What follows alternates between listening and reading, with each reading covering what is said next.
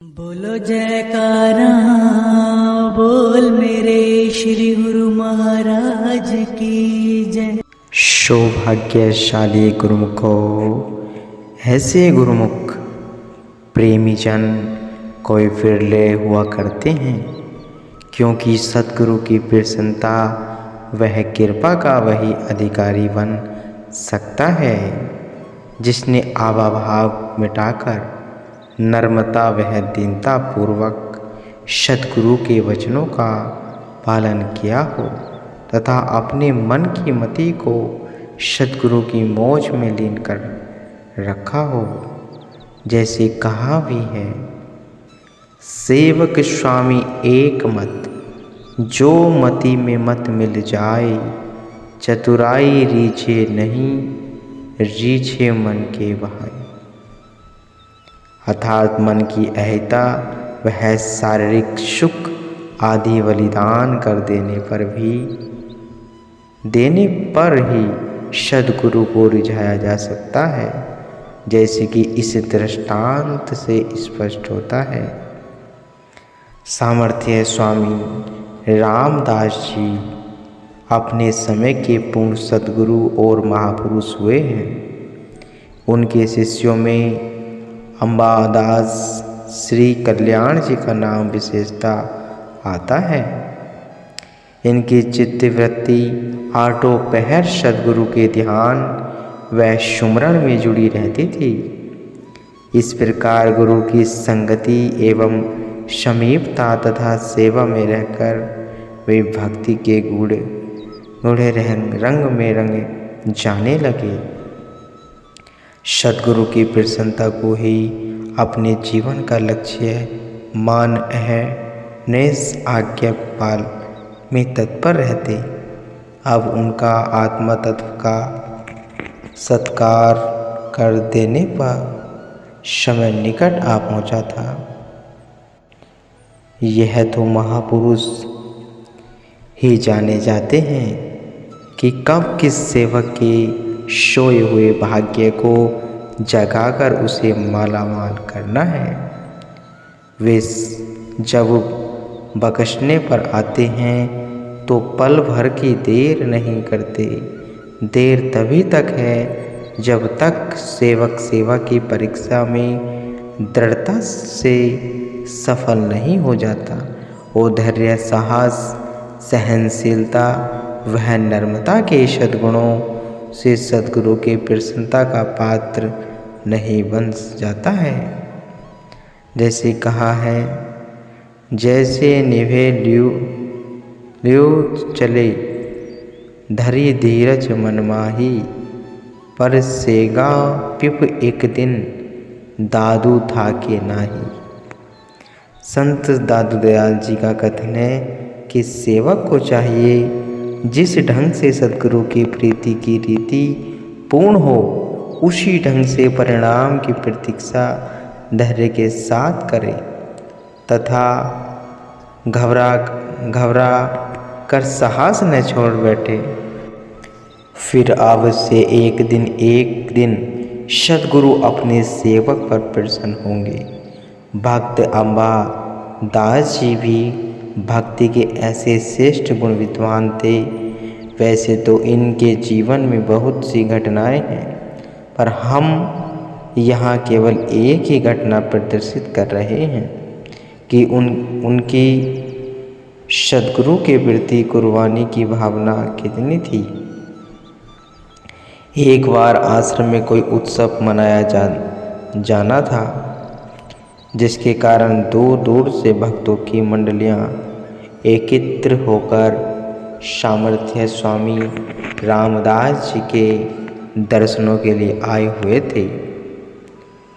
उनके अंतरंग शिष्य सदा समीप रहने वाले भी उत्सव में सम्मिलित थे। सब प्रेमी अपने अपने कर्तव्य के अनुरूप सेवा कार्य में जुड़े हुए थे। उन सेवक सब में सद्गुरु की पवित्र सेवा करने की होड़ सी लगी हुई थी। प्रत्येक हृदय में यह लालसा उत्पन्न हो गई कि मैं सबसे बढ़कर सेवा का आदर्श दिखलाऊंगा, क्योंकि सभी अपने आप को उच्च पद का सेवक कहलाना चाहते थे। गुरुदेव तो अंतर्यामी थे। उन्होंने सेवकों की भक्ति, दृढ़ता एवं सद्गुरु की कितनी हार्दिक प्यार है, इस बात की परीक्षा लेनी चाहिए कि देखें कौन सा शिष्य कसौटी पर सफल होता है। अतएव उन्होंने एक अनोखी लीला रचा डाली। एक दिन जबकि समस्त सेवक उपस्थित थे तो आप जोर जोर से इस प्रकार आवाज कर कहराने फरियाद लगे, मानो अत्यधिक वेदना हो रही है। यह देखकर सब शिष्य मंडली घबरा गई तथा हाथ बांधकर सब खड़े हो गए। पूछने लगे, भगवान आपको क्या कष्ट है? हमें बताने की कृपा करें ताकि उसे निवारण किया जाए। गुरुजी ने फरमाया, वत्सगण, हमारी टांग में एक विषैला फोड़ा निकल आया है, जिसके कारण इतना सख्त दर्द हो रहा है।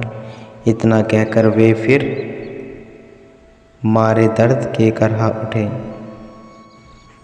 गुरुजी के कष्ट की बात सुनकर सब सेवकों में उद्विग्नता फैल गई। सभी चिकित्सा का प्रबंध करने हेतु भाग दौड़ करने लगे तथा गुरुजी को आराम पहुंचाने के लिए उनके चरणों में विनय करने लगे। भगवान, इस फोड़े पर कोई दवा लगवा लो। कोई कहने लगा, पट्टी करवा लीजिए जिससे यह शांत हो जाएगा। इस प्रकार गुरुजी ने फरमाया, प्रेमियों, यह फोड़ा कोई साधारण फोड़ा नहीं है। यह तुम्हारे किसी बाहरी इलाज से ठीक होने वाला नहीं है।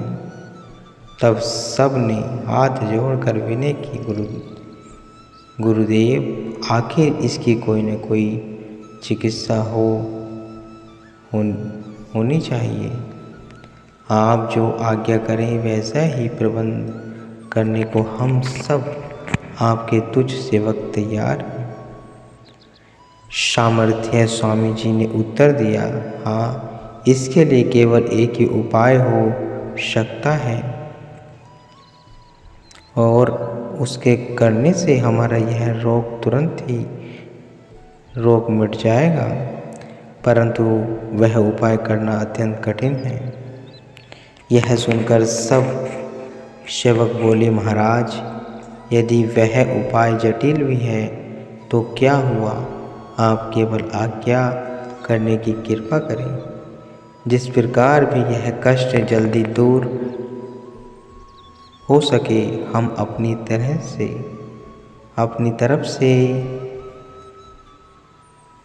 किसी प्रकार की असावधानी न करेंगे, क्योंकि हमसे आपका यह कष्ट बिल्कुल दिखाई नहीं देखा जा सकता।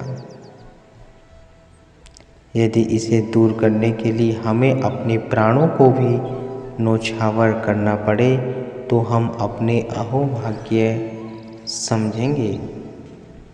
बस यही तो बात गुरुदेव ने उनके मुख से निकलवाना चाहते थे। गुरुजी ने तत्क्षण यह उत्तर दिया, प्रेमियों, इसको ठीक करने का एकमात्र वह उपाय है,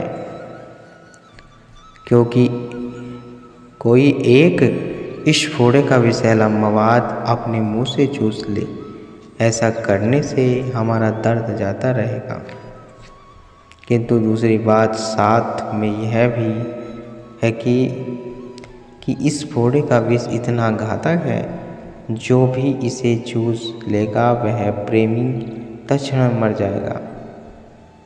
प्राणियों की आहुति देने की बात सुनकर कई प्रेमी एक दूसरे का मुंह ताकने लगे। सब अपने अपने दिल में घबराए हुए यह सोच रहे थे कि ये देखें पहले कौन शूरवीर प्राण देकर इस परीक्षा स्थली में उतरता है। कई मन में सोचने लगे कि यह कार्य तो कठिन है, यह तो अब सचमुच ही प्राणियों की बलि देनी होगी। यह भला हमसे कैसे हो सकेगा? ऊपर से केवल प्रेम दर्शाने है एवं मात्र कथनी द्वारा प्राण न्यौछावर करने वाले तो कई होते हैं, जो परीक्षा आने पर मुंह ताकते रहते हैं एवं असफल हो जाते हैं। अपने इष्ट देव के कष्ट के लिए कोई बिरले ही सच्चे सेवक होते हैं, जो कि प्रेम की वेदों पर अपना सर्वस्व न्यौछावर करने में ही नहीं चूकते। गुरुदेव के वचन सुनकर सब सेवकों के दिलों में हलचली सी मच गई। कई तो हिचकिचा रहे थे कि क्या किया जाए। तभी इतने में कल्याण नाम का सेवक आगे बढ़ा। उसने गुरु के चरणों में सिर निभाकर विनती की, विभो, इस दुर्लभ सेवा का सौभाग्य मुझे दीनहीन सेवक को कृपा करके बख्शें। यदि मेरे नाश प्राणों के बदले में मेरे गुरुदेव भगवान का कष्ट दूर होता है तो इससे बढ़कर मुझे और चाहिए भी क्या। इतना कहते कहते कल्याण जी की आंखों में शिव प्रभु अश्रु टपकने लगे, प्रेम अश्रु टपकने लगे तथा उन्होंने सहर्ष से गुरुदेव जी को फोड़े पर बंधी पट्टी खोल देने के लिए नम्र निवेदन किया। प्रेम भक्त कल्याण जी ने गुरुदेव जी की आज्ञा शिरोधार्य कर फोड़े के मुंह से अपना मुंह लगा चूसना शुरू किया। जैसे ही उसने चूसना आरंभ किया, उन्हें अत्यंत मिठास का अनुभव हुआ। आइए अतः वह शीघ्रता फोड़े पर मुंह चलाने लगे। से सभी सेवक निकट खड़े यह दृश्य देख रहे थे। जब वह जल्दी करने लगे तो गुरुदेव ने कहा, बेटा, तनक धीरे धीरे चूंकि वेदना बढ़ने लगी है।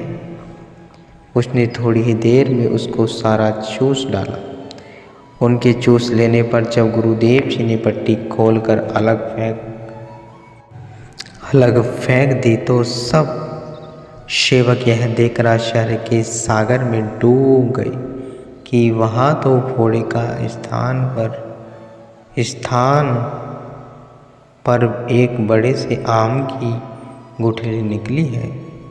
वास्तव में तो गुरुदेव ने सेवकों की परीक्षा हेतु एक आम को अपनी टांग पर रखकर ऊपर से पट्टी बांध ली थी।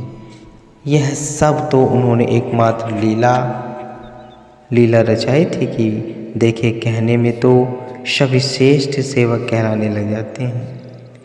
परीक्षा की कसौटी पर कौन से प्रेमी सफल उतरता है, परंतु सब प्रेमियों की मंडली में से केवल कल्याण जी अपनी दृढ़ भक्ति व अटूट प्रेम होने के कारण इस खेल में सर्वप्रथम बाजी जीत कर ली गई। इसके विपरीत कमजोर हृदय व डामाडोल विचारों वाले प्रेमियों ने प्राणों को प्यारा समझ इस प्रेम परीक्षा में पीछे रहे तथा असफलता को प्राप्त किया।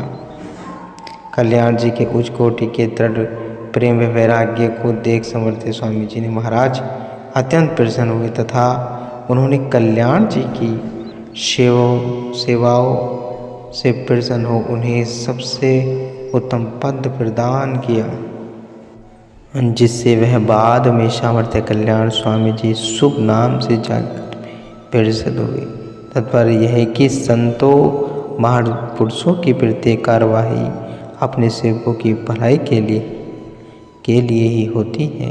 वे प्रेमी को वास्तविकता के सांचे में ढालना चाहते हैं। जिस प्रकार की इस कथा से स्पष्ट होता है कि किस प्रकार अंतर्यामी गुरुदेव ने वास्तविकता के सांचे में ढालना चाहते हैं।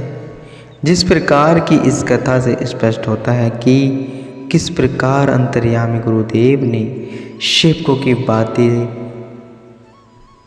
भाप कर कि मैं ही सबसे बड़ा सेवक प्रेमी कहाँ हूँ, केवल कथनी मात्र से ही सब डेंगे मार रहे थे। उन्हें वास्तविकता दर्शाने हेतु श्री गुरुदेव ने कैसे अनोखी लीला रचाई, जिसमें केवल एक ही पूर्ण शिष्य प्रेम की प्रतिभा अंबादास कल्याण जी ने निकले। जैसे कि इस प्रसंग में पहले भी आया है कि प्रथम श्रेणी में कोई विरले ही छात्र उत्तीर्ण होते हैं, सो यहाँ भी समस्त शिष्यों में से केवल अंबादास जी की प्रेम कसौटी पर पूर्ण उतर कर अपने गुरुदेव की प्रसन्नता के पात्र बने।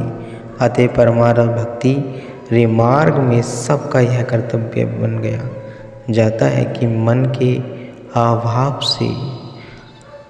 से ऊपर उठकर निस्वभाव भाव से सद्गुरु की सेवा करनी चाहिए, जिससे सद्गुरु की प्रसन्नता का पात्र बनकर अपने जीवन को सफल बना सके। गुरुओं को